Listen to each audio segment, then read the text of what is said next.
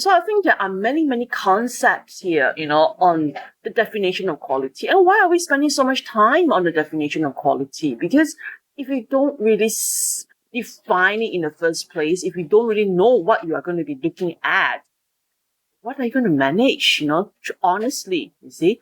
How are you going to fulfill it when you don't even know what is there to be fulfilled, correct or not? So that's why I think the research in quality, the study of quality, management of quality, the first and foremost is the definition of quality. Okay, so which is something simple. It sounds so simple, sounds so normal, but do you know how hard it is to define the quality for your project? Because like I said, you have to come from the client's perspective. You also have to come from the management perspective. You also have to come from the project team's perspective when they're managing the job, you see. So there's really there's this more interrelationship here that needs to be managed in that sense, if I can make you understand that properly, you see. All right. So let's look at other concept of quality. So a lot of them now the modern concept is like customers focus.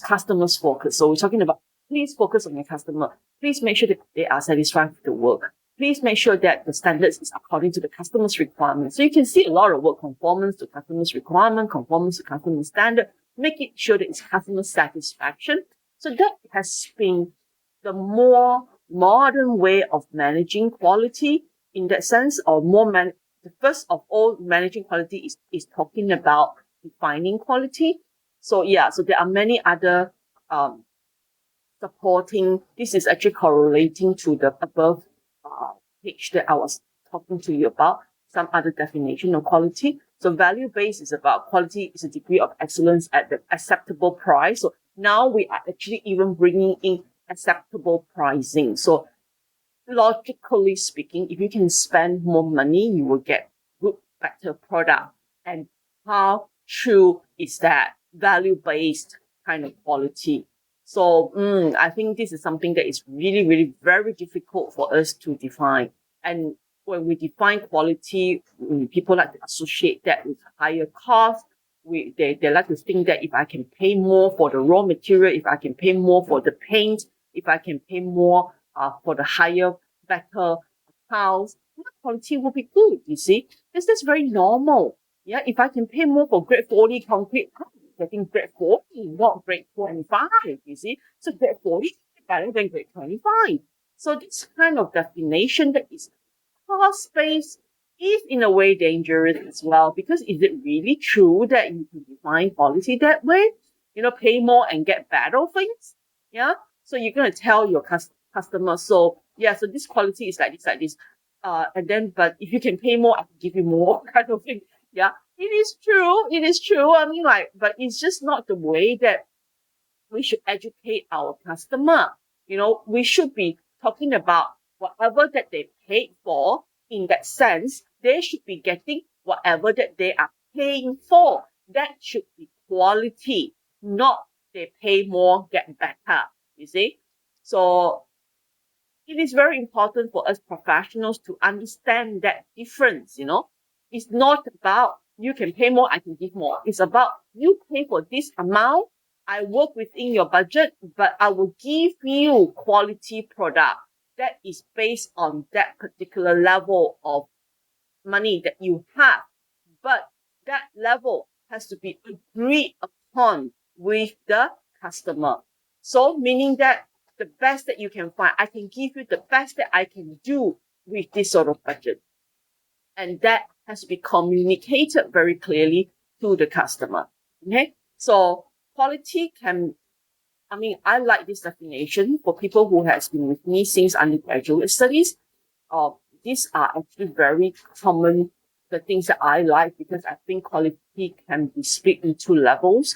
I like numbers. So all engineers like numbers. So we actually make it into very numerical if possible. So if level one is like no defects, it's fixed for extended purpose, it's the basic, isn't it? I mean, like you pay for something you want and you want to be able to use it, you see. Like if you pay for a handphone, no matter how much money you pay for a handphone, you want to be able to call somebody with it, isn't it? Or if you pay for a car, no matter how much money that you pay for a car, we all know that if you can pay like 300,000 or 400,000, or you can even pay like 500,000 RM. You can get, like a BMW 7 Series or something like that.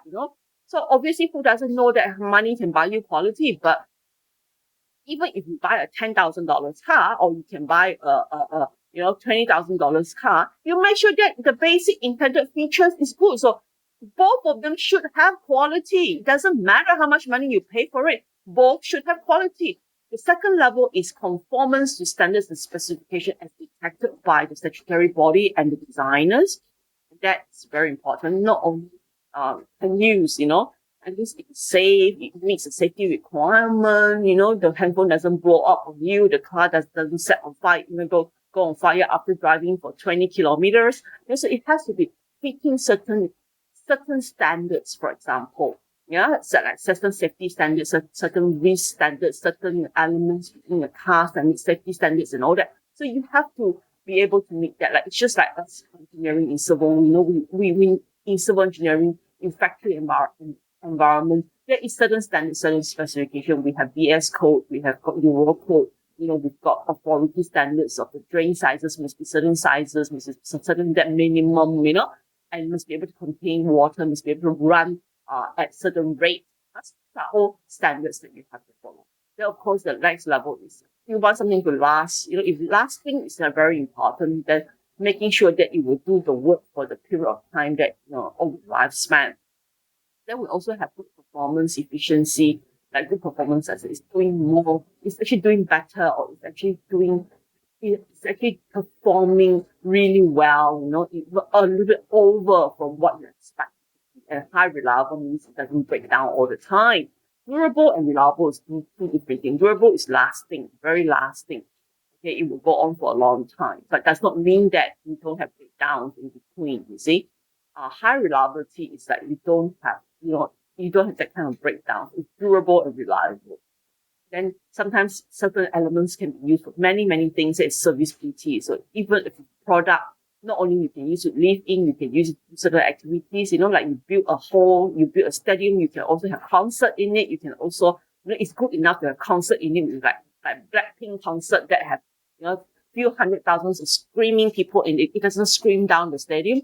Or you can have a football match there with a few thousand people and it will still be very stable. So serviceability is very important as well as one of the level.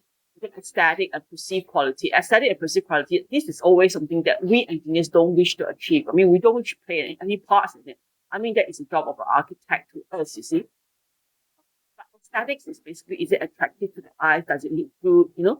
And perceived quality is, does it feel good? Not only does it look good. So these two are absolutely very subjective. If engineers go into this kind of level, then you are going to create a lot of issues with your management, with your quality control, with your quality assurance. It's almost impossible that you can meet everyone level 7 and level 8 in the project. So you may have a different level 8 for the client, different level 7 for the manager, different level within the client. You could have few different people as within the client group stakeholders, and they all have different perceived 7 or 8. You see, so please don't attempt that. So we will try to. This tool is very much related to subjectivity. So quality, always remember, it is always from the viewpoint of the interested. If this project is nothing concerned to me, I don't care. I don't live in it. I don't use it. There is nothing. Me and quality will not be related. It's only people who are interested, people who has vested interest, people who are actually putting money in there, or people who are using it, then they are going to be related to that person. But it is difficult to make it absolute. So it's no absolute here. But although we like to think that quality is absolute, it is a relative measurement. So this is something I really want you to be aware of. Be very careful with that. Okay.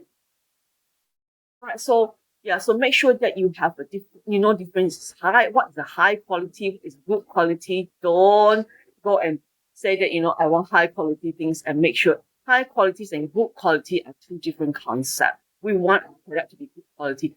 Full stop, basic. high quality